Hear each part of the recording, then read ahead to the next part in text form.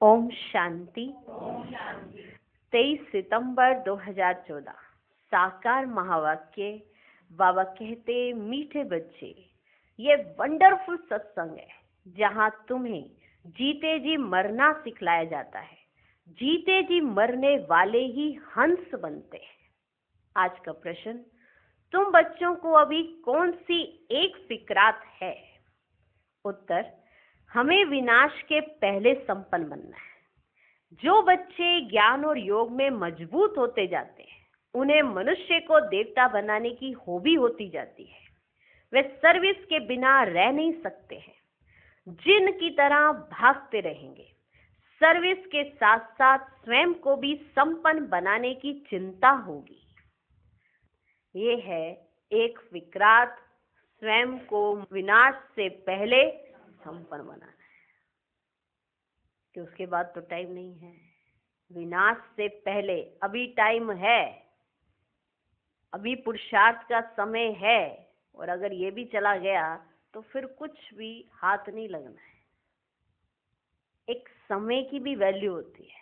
अगर हम समय की कीमत को जानते तो हम समय से पहले तैयार हो जाएंगे। अगर नहीं समझते समय की कीमत को तो समय भी धोखा देता है। अभी हम लापरवाह होकर चलते रहेंगे और अचानक से कुछ ऐसा हो जाएगा तो पुरुषार्थ क्या, अपने आप को संभालने की भी हालत खस्ता हो जाएगी।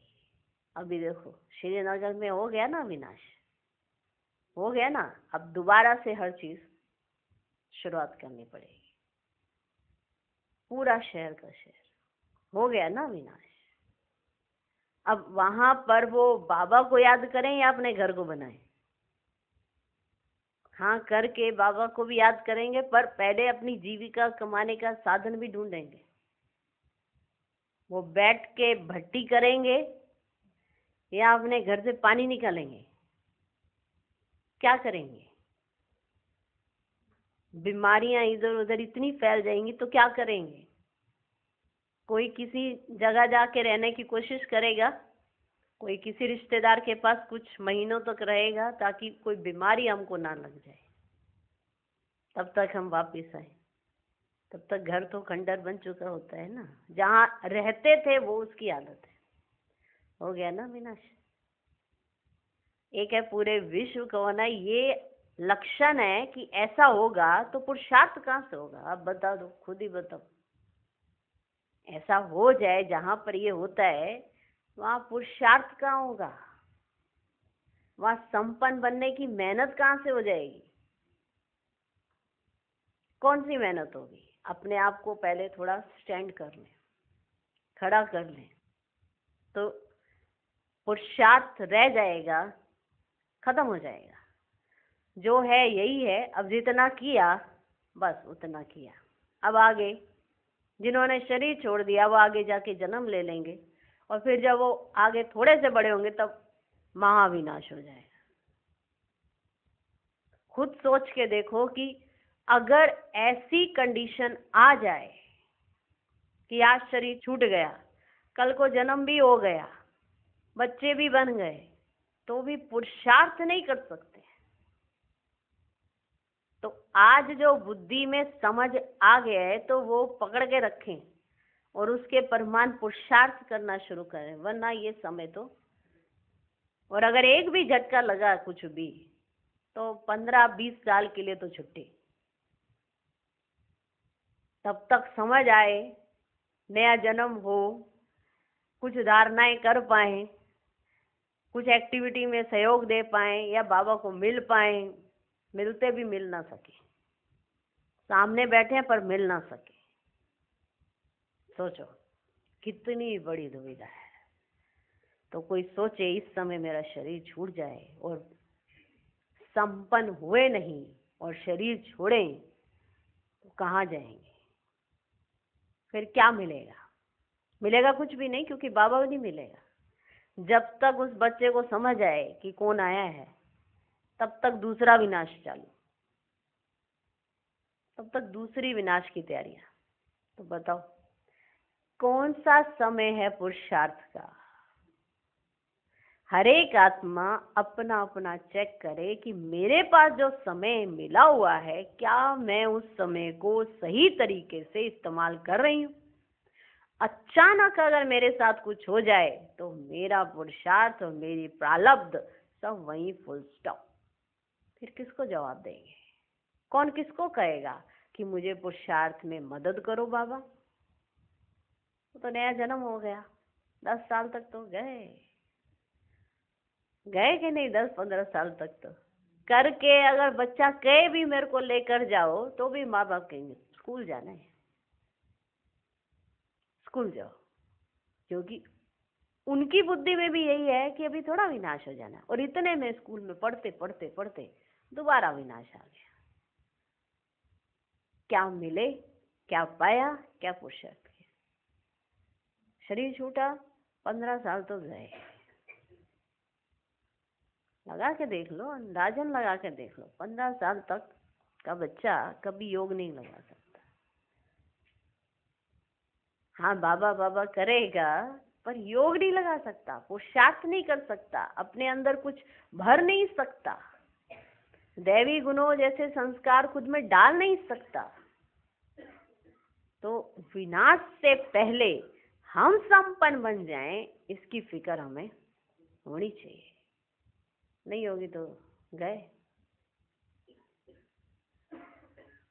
जो ज्ञान योग में मजबूत होंगे उनको ये भी फिक्र होगी कि दूसरों को भी हम बताएं, उनके अंदर ये भी हॉबी होगी, शौक होगा इस बात का। खुद को जो मिला वो दूसरों को भी देना है और स्वयं को संपन्न बनाने का पुरुषार्थ भी वो करेंगे। क्योंकि कल क्या होना है आप और हम में से किसी को नहीं पता। किसकी कब कौन सी घड़ी अंतिम घड़ी हो जाएगी कोई नहीं जानता। उसके लिए तो विनाश हो गया ना 15 साल के लिए। और दूसरा विनाश 15 साल इंतजार करेगा कि ये जब आ जाए 2 साल और पुरुषार्थ कर ले फिर विनाश करते हैं। चलो,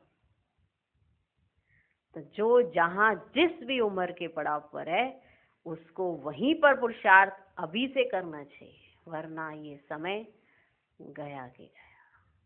फिर नहीं कहना कि सत्य के लायक हम पुरुषार्थ कर सकते थे पर मौका भी मिला पर कर नहीं पाए। ठीक, इसलिए ये फिक्रात तो हर एक को होनी चाहिए कि विनाश से पहले संपन्न बन जाए। एक विनाश दुनिया के, एक अपने विनाश से पहले हम संपन्न हो जाए। इसे बाबा कहते हैं ना अचानक। तो हर एक सोचता है अचानक माना बस बॉम्ब फटने हैं, सारों ने मरना, वही अचानक है। अचानक तो हर एक का कभी भी कहीं भी किसी मोड़ पर भी आ सकता है। पल भर का भरोसा नहीं, ये सारे बोलते हैं, पर जीता कौन है उसके अंदर? कि हाँ, पल भर का भरोसा नहीं तो एक एक पल सफल करूं, हर घड़ी को अंतिम घड़ी समझकर एक एक घड़ी को सफल करूं। कौन जीता है इसमें? हर घड़ी हम वेस्ट करते जाते हैं व्यर्थ की बातों में, जिसका कोई सार्थक नहीं है। उसमें वेस्ट कर, इसने ये किया, उसने वो किया, उसने ये किया, क्या कल को वो आपको कुछ देकर जाएंगी बातें? किसने क्या किया? कुछ नहीं देके जाएंगी तो सारी वही कर्म जो आपने अच्छे किए या बुरे किए, जिसके हिसाब से आपका सब निर्धारित होना है, वही जाना है। बाकी यहाँ की जो आर्टिफिशियल बातें हैं ये सब यही शरीर के साथ यही दफन हो जाएंगी। किसने क्या किया, किसने क्या किया मेरे साथ, इसने ये किया, इसने मेरी चीज खा ली, उसने मेरी चीज ले ली, इसने मेरी चीज हड़प ली, इसने मेरी चीज ले ली, सब यही का यही। जिन चीजों के लिए लड़ाइयां हो रही हैं वो चीजें यही रहने वाली हैं। श्रेष्ठ कर्म के लिए कोई लड़ाई नहीं कर रहा कि मेरे कर्म श्रेष्ठ होने चाहिए। जिन चीजों के लिए आज पूरा, जैसे कहते हैं ना, वकालतें चलती हैं, कोर्ट के इतने केसेस होते हैं, जमीनें वो जमीनें यही रहनी है, कोई किसी के साथ नहीं जाएगी। फिर भी उसके लिए कितना समय, कितनी एनर्जी, कितना पैसा सब बर्बाद करते हैं। कारण पता नहीं है ना, रियलिटी नहीं पता कि ये सब कुछ भले आज इसका हो जाए या भले किसी का हो जाए, कुछ भी साथ नहीं जाने वाला है। विनाश होके सब पानी पानी हो जाना है। अब ढूंढ लो किसकी कौन सी बिल्डिंग है, कौन सी इमारत में रहता है, कौन सा पानी उसका है, कौन सा पानी इसका है। तो विनाश के पहले संपन्न होने की फिक्रात हर एक ब्राह्मण को जरूर होनी चाहिए कि मैं बाप समान अपने विनाश से पहले, माना मेरा शरीर छूटे उससे पहले ही मैं संपन्न हो जाऊं। ओम शांति। रूहानी बाप बैठ रूहानी बच्चों को समझाते हैं। रूह अब साकार में है और फिर प्रजापिता ब्रह्मा की संतान है, क्योंकि एडॉप्ट किए हुए हैं। तुम्हारे लिए सब कहते हैं ये भाई बहन बनाती है, तुम्हारे लिए सब कहते हैं ये भाई बहन बनाती है। बच्चों को बाप ने समझाया है, असल में तुम आत्माएं भाई भाई हो। अब नई सृष्टि होती है तो पहले पहले ब्राह्मण चोटी चाहिए। तुम शूद्र थे, अभी ट्रांसफर हुए हो, ब्राह्मण भी तो चाहिए जरूर। प्रजापिता ब्रह्मा का नाम तो बाला है। इस हिसाब से तुम समझते हो हम सब बच्चे भाई बहन ठहरे। जो भी अपने को ब्रह्मा कुमार कुमारी कहलाते हैं वे जरूर भाई बहन ठहरे। सभी प्रजापिता ब्रह्मा की संतान है तो भाई बहन जरूर होने चाहिए, जरूर होना चाहिए ना। ये समझाना है बेसमझों को। बेसमझ भी है और फिर ब्लाइंड फेथ भी है। बेसमझ भी है और फिर ब्लाइंड फेथ भी है। जिनकी पूजा करते हैं, फेथ रखते हैं ये फलाना है, परंतु उसे जानते कुछ भी नहीं है। लक्ष्मी नारायण की पूजा करते हैं, परंतु वे कब आए, कैसे आए, फिर कहाँ गए, कोई भी नहीं जानते।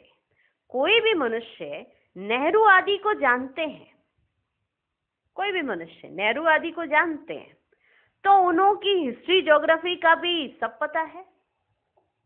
नेहरू को जानते हैं तो उसकी हिस्ट्री ज्योग्राफी का भी सबको पता है ना, कि नहीं पता? सबको पता है। कब हुए, क्या करके गए, कैसे गए और कब गए, सब पता है उनकी हिस्ट्री ज्योग्राफी का। अगर बायोग्राफी को नहीं जानते तो वे क्या काम का? जो बायोग्राफी को ना जानता हो तो फिर वह क्या काम का? पूजा करते हैं परंतु उनकी जीवन कहानी को नहीं जानते तो हो गई ना बेसमझी। पूजा करते हैं पर जीवन कहानी को नहीं जानते। मनुष्यों की जीवन कहानी को तो जानते हैं, परंतु जो बड़े पास्ट हो गए हैं उनकी एक की भी जीवन कहानी को नहीं जानते। जो बड़े पास्ट होकर गए हैं उनमें से एक की भी जीवन कहानी को नहीं जानते। शिव के कितने ढेर पुजारी पूजा करते हैं, फिर मुख से कह देते वह तो पत्थर भीतर में है, कण कण में है। क्या यह जीवन कहानी ठहरी? क्या यह कोई जीवन कहानी है? पत्थर भीतर में है, कण कण में है, क्या यह जीवन कहानी है? यह तो अकल की बात ही नहीं है, अकल की बात ही नहीं हुई। अपने को भी पतित कहते हैं, पतित अक्षर कितना फिट है, पतित माना विकारी। तुम समझा सकते हो कि हम ब्रह्मा कुमार कुमारी क्यों कहलाते हैं?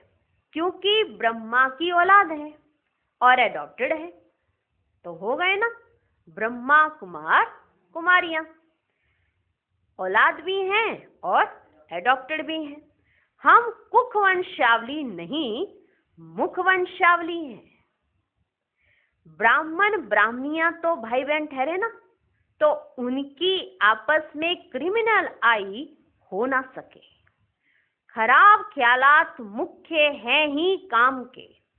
तुम कहते हो हम प्रजापिता ब्रह्मा की संतान भाई बहन बनते हैं, तुम समझते हो हम सब हैं शिव बाबा की संतान भाई भाई।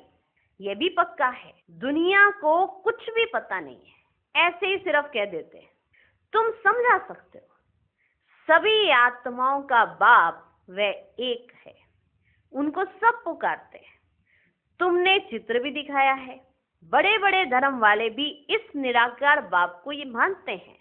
बड़े बड़े धर्म वाले भी वह हैं निराकार आत्माओं का बाप, और फिर साकार में सभी का बाप प्रजापिता ब्रह्मा है। जिनसे फिर वृद्धि को पाते रहते हैं। झाड़ बढ़ता जाता है, भिन्न भिन्न धर्मों में आते जाते हैं। आत्मा तो इस शरीर से न्यारी है। शरीर को देखकर कहते हैं ये अमेरिकन है, ये फलाना है। आत्मा को तो नहीं कहते। किसको देखकर कहते हैं? शरीर को देखकर कहते हैं कि ये अमेरिकन है, ये फलाना है। आत्माएं सब शांति धाम में रहती है, वहां से आती है क्या करने? पाठ बजाने। तुम कोई भी धर्म वाले को सुनाओ, पुनर्जन्म तो सब लेते हैं और ऊपर से भी नई आत्माएं आती रहती है। तो बाप समझाते हैं तुम भी मनुष्य हो। मनुष्य को ही तो सृष्टि के आदि मध्य अंत का मालूम होना चाहिए कि यह सृष्टि चक्र कैसे घूमता है, इनका रचयिता कौन है, कितना समय इनके फिरने में लगता है। ये तुम ही जानते हो, देवताएं तो नहीं जानते। मनुष्य ही जानकर फिर देवता बनते हैं। मनुष्य को देवता बनाने वाला है बाप। बाप अपना और रचना का भी परिचय देते हैं। तुम जानते हो हम बीज रूप बाप के बीज रूप बच्चे हैं। हम बीज रूप बाप के बीज रूप बच्चे हैं। जैसे बाप इस उल्टे वृक्ष को जानते हैं, वैसे हम भी जान गए। मनुष्य को कभी यह समझा ना सके, परंतु तुमको बाप ने समझाया है। मनुष्य को नहीं समझा सकता, पर तुमको किसने समझाया? बाप ने समझाया है। जब तक तुम ब्रह्मा के बच्चे नहीं बने हो, तब तक यहाँ आ नहीं सकते। तब तक यहाँ आ नहीं सकते। जब तक पूरा कोर्स लेकर समझते नहीं हैं, तब तक तुम ब्राह्मणों की सभा में बैठा कैसे सकते हैं?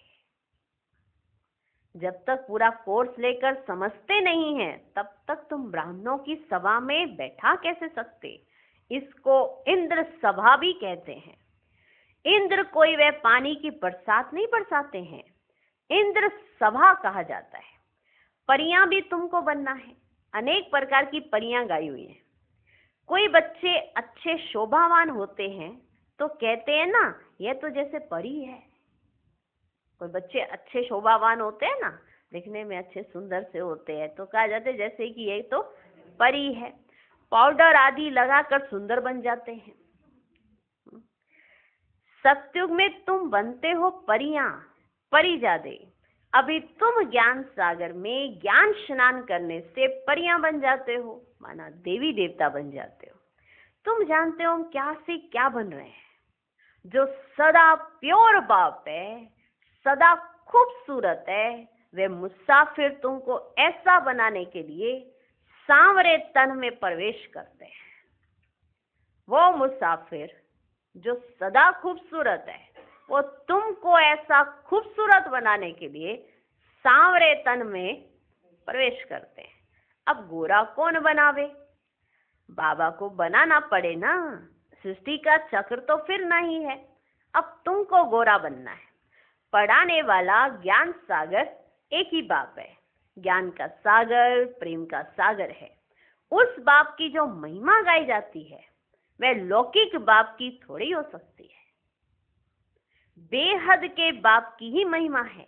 उनको ये सब पुकारते हैं कि हमको ऐसी महिमा वाला आकर बनाओ।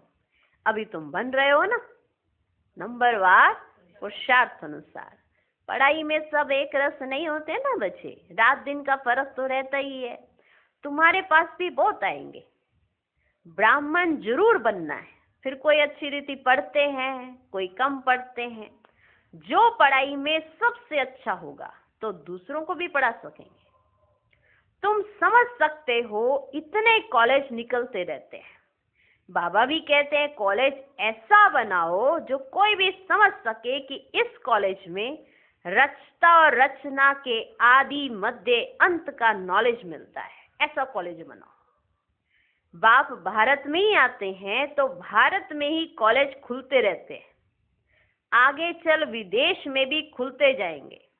बहुत कॉलेज, यूनिवर्सिटीज चाहिए ना, जहाँ बहुत आकर पढ़ेंगे। फिर जब पढ़ाई पूरी होगी ना, तो देवी देवता धर्म में सब ट्रांसफर हो जाएंगे, अर्थात मनुष्य से देवता बन जाएंगे।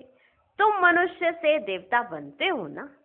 गायन भी है, मनुष्य से देवता किए करत न लागी बार। यहाँ यह है मनुष्यों की दुनिया, वह है देवताओं की दुनिया। देवताओं और मनुष्यों में रात दिन का फर्क है। दिन में है देवताएं और रात में है मनुष्य। सब भक्ति भक्त है, पुजारी है। अभी तुम पुजारी से पूज्य बनते हो।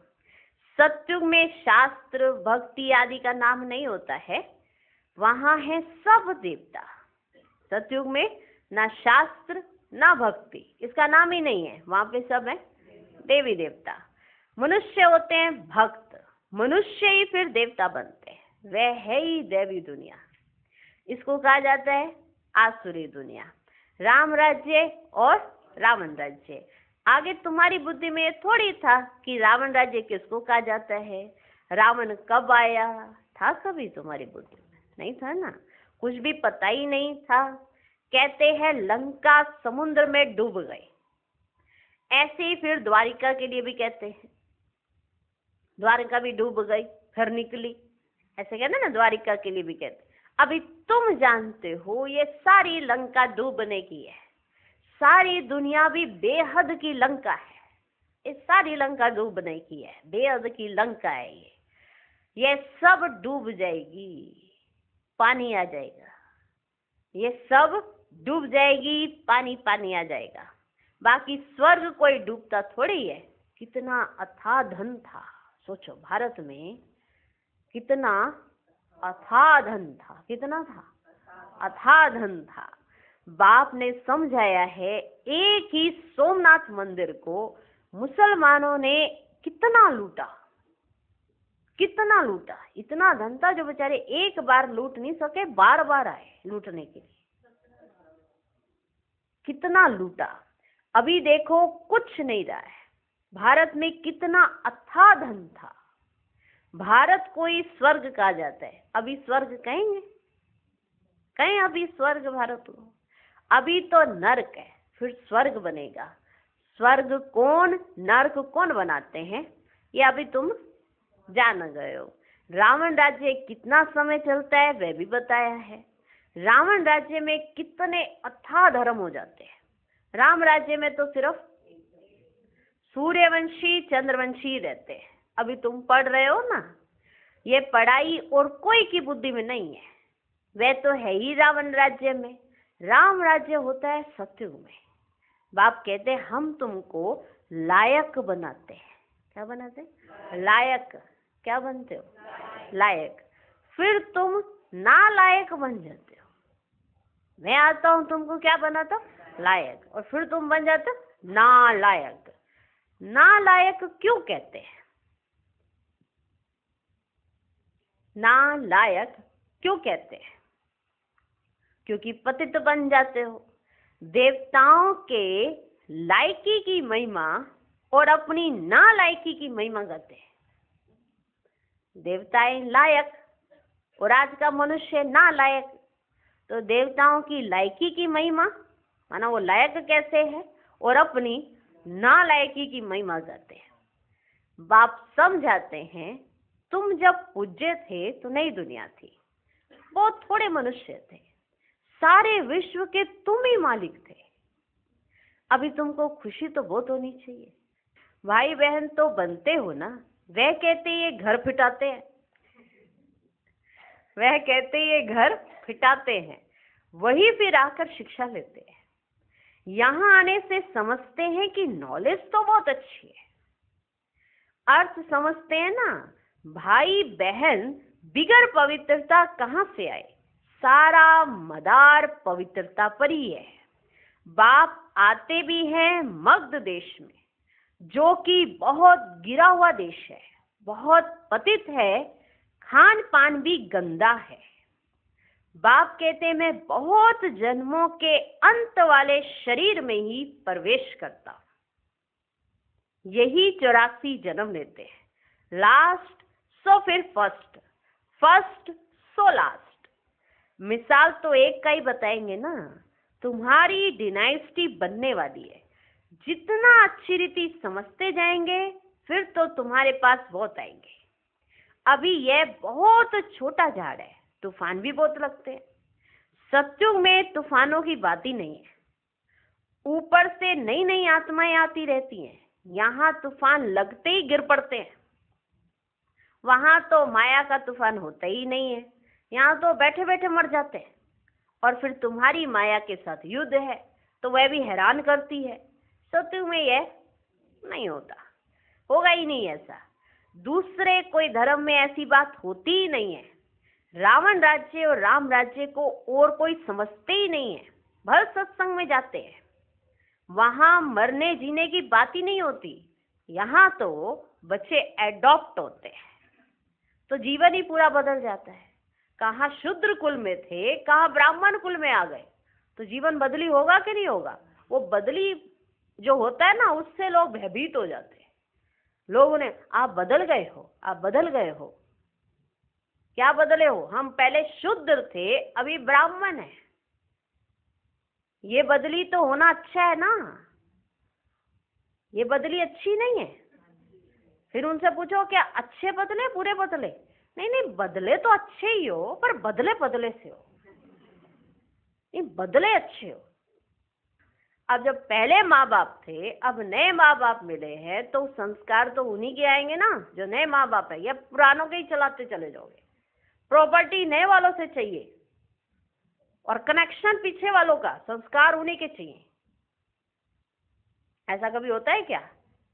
अभी क्या हुए? एडॉप्ट हुए, शूद्र कुल से ब्राह्मण कुल में एडॉप्ट हुए, ब्रह्मा बाप की संतान बने। तो सब चीजें देखने का नजरिया बदलेगा कि नहीं बदलेगा? बदलेगा। तो ये पता पड़ा कि आत्मिक स्वरूप में हम सब भाई भाई हैं और प्रजापिता ब्रह्मा की संतान है तो भाई बहन है। अब इसमें उल्टा क्या है? अब इसमें उल्टी बात क्या है? कुछ भी नहीं। एडॉप्टेड हुए ना, ब्राह्मण बने तो भाई बहन हो गए। भल और सत्संगों में जाते हैं पर वहां पर ऐसे जीने मरने की बातें नहीं होती हैं। यहाँ तो बच्चे एडॉप्ट होते हैं, कहते हैं हम शिव बाबा के बच्चे हैं, उनसे वर्षा लेते हैं। लेते लेते फिर गिर पड़ते हैं तो वर्षा भी खल्लास। खल्लास ना। अब लेते लेते वापिस पुराने माँ बाप के पास चले जाएं तो ये वाले माँ बाप क्यों वर्षा दे? ये माँ बाप क्यों वर्षा देंगे? फिर वर्षा खल्लास। अब कहीं उधर की भी प्रॉपर्टी मिले, इधर की भी, कहीं दोनों जगह टांगे रख देते हैं। माया भी अपनी, राम भी अपना। रावण के साथ भी ऐश कर ली, राम की गोद में झूले भी झूल लिए। तो कई लोग ऐसे दो नैया में पांव रख लेते हैं तो चिर जाते हैं, पर वर्षा उन्हें नहीं मिलता। तो कहीं चलते चलते फिर गिर पड़ते हैं तो वर्षा भी खल्लास। हंस से बदलकर बगुला बन जाते हैं। क्या बन जाते हैं? बगुला।